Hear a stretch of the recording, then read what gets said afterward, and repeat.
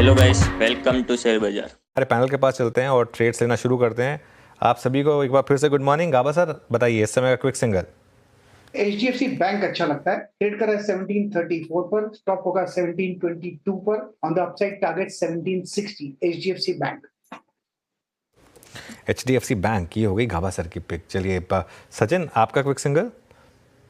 अनुज जी, मुझे लग रहा है यहाँ पर बजाज ऑटो में भी कल के सत्र में एक अच्छा कंसोलिडेशन नजर आया था। वो कंसोलिडेशन का ब्रेकआउट यहाँ पर एग्जिबिट हो रहा है। 10,550 के आसपास इसके फ्यूचर्स ट्रेंड कर रहे हैं। स्टॉप लॉस आपको लगाना है 10,430 पे एंड खरीदारी करनी है इसके फ्यूचर्स में 10,830 से लेके 11,000 के टारगेट्स के लिए। ओके, यहाँ पे हो गया बजाज ऑटो और अब चलते हैं मानस जी के पास। मानस जी, आपका ट्रेड।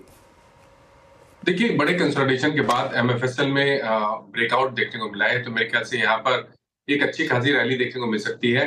एमएफएसएल के फ्यूचर में खरीदारी करेंगे, 1199 के स्टॉप लॉस से खरीदारी करनी है और 1310 तक के टारगेट्स पॉसिबल है एमएफएसएल के फ्यूचर में। अगर चाहे तो 1240 का कॉल ऑप्शन जो 28 रुपए पे ट्रेड हो रहा है, वहां पर 16 रुपए के स्टॉप लॉस से खरीदारी करिए और इस ऑप्शन में 50 रुपए के टारगेट्स। ओके, 50 रुपए का टारगेट यहाँ पर। राजेश सतपुते जी, आपका व्यू, आपका ट्रेड। वीरेंद्र जी, देखिए मैं सेल करूंगा एलआईसी हाउसिंग फाइनेंस। कल एक ब्रेकडाउन हुआ है फ्लैट फॉर्मेशन का। 595 चल रहा है फ्यूचर में, तो इसे बेचे विद स्टॉप लॉस ऑफ 606 के स्टॉप लॉस के साथ। मुझे लगता है इसका आज का टारगेट होगा करीबन 570 का। ओके, तो ये इस समय राजेश सतपथी जी की पिक, एक सेल कॉल एलआईसी हाउसिंग पर। आशीष चतुर्वेदी, आपको कोई स्टॉक समझ आया ओपनिंग के बाद?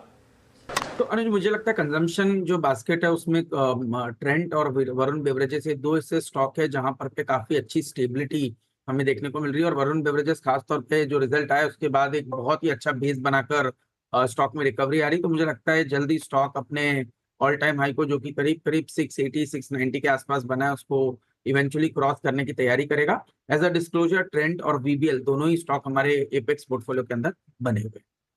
Okay, Varun beverages. आशीष बहेती जी, आपने क्या पिक किया?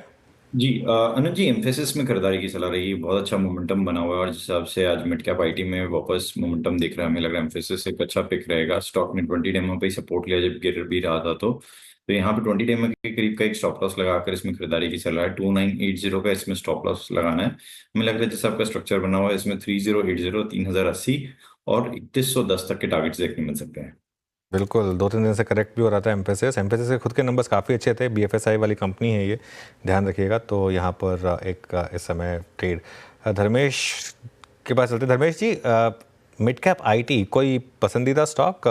आज तो कोफोज और परसिस्टेंट ने कमाल किया अब तक। आई मीन परसिस्टेंट के नंबर्स काफ़ी अच्छे आए थे और बट खाली वैल्यूएशन का एक कंसर्न है। बट ओवरऑल हम लोग अभी आईटी सेगमेंट को ही टोटल अवॉइड कर रहे हैं। नंबर काफ़ी मिले जुले रहे हैं और एक लीप ऑफ फेथ वाली ट्रेड यहाँ पर चल रही है। बट वैल्यूएशन के लिहाज से मुझे लगता है कि ये ज़्यादा देर सस्टेनेबल नहीं रहेगा। एक क्वार्टर और देखते हैं, यूएस इलेक्शंस के बाद फिर वो स्ट्रेटेजी के लिए इसमें पोजीशन लेना चाहिए नहीं लेना चाहिए, वो उसकी कॉल लेंगे। अभी तो इट्स अवॉइड फॉर अस।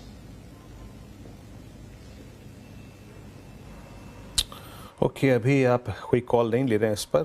अब थोड़ा सा और कुछ स्ट्रक्चर्स को यहाँ पे तलाशने की कोशिश करते हैं जहाँ पे स्टेबिलिटी आ रही है। निफ्टी गया करीब 520 तक, फिर वहाँ से कोलैप्स हो गया करीब 24453। तो ये दिक्कत थोड़ी सी है, यानी अगर आप इंट्राडे हाई से देखें तो अगेन हम करीब 70 पॉइंट रिट्रेस हो चुके हैं।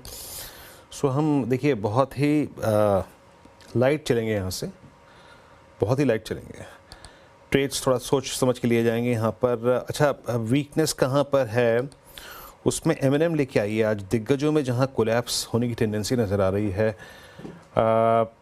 एमएनएम, ये चलते हैं इस पे एक व्यू लेते हैं मानस से। मानस, एमएनएम अगर मैं टाइम वाइज देखूँ और प्राइस प्लेसमेंट को देखूँ तो एग्जैक्टली ये वही पॉइंट है जहाँ से 13 सितंबर को मतलब प्लस 100 डिमा की ट्रेजेक्ट्री से पुल बैक आया था। लेकिन उस वक्त के मार्केट के सर्कमस्टेंसेस डिफरेंट थे, सेटअप डिफरेंट था।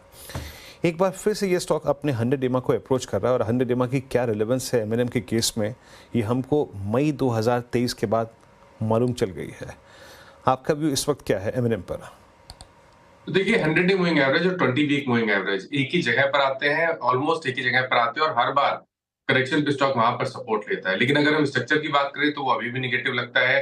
मेरे ख्याल से कम 100 डे मूविंग एवरेज तो टेस्ट हो सकते हैं, जो कि 2785 के आसपास है। लेकिन अगर उसके नीचे एमएनएम गया तो गिरावट बढ़ सकती है, इसलिए अभी के लिए फिलहाल कॉशियस रहना है। इस गिरावट पे खरीदारी ना करें और खरीदारी करनी है तो आपको अब वेट करना पड़ेगा 2902 के लेवल्स को ब्रीच करने का। 2902 के ऊपर निकले एमएनएम तभी खरीदारी करें, उससे पहले खरीदारी नहीं करें।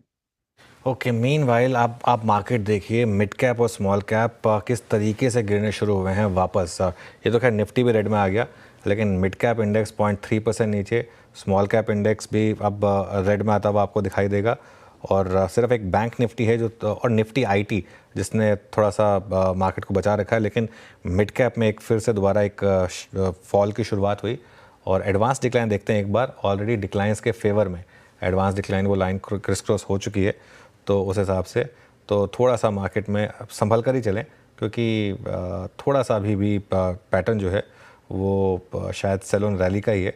अब ये रैली फेल हो रही है या नहीं, ये कुछ देर में पता चलेगा, लेकिन अभी के लिए तो हायर लेवल से एटलीस्ट मिड कैप्स ने गिरना शुरू किया है। निफ्टी हालांकि फिर एक बार ग्रीन में आया, लेकिन क्लियरली जहाँ अर्निंग्स अच्छी आ रही है मार्केट वहाँ रिवॉर्ड भी कर रहा है। तो चाहे कुफोज हो, चाहे परसिस्टेंट हो, चाहे मैक्स फाइनेंशियल हो, यहाँ पर अच्छे आपको मूव्स दिखाई देंगे। HDFC बैंक एक बार रिविजिट करते हैं। गाबा सर, क्लियरली अब अगर मार्केट को संभाल रहा है तो HDFC बैंक।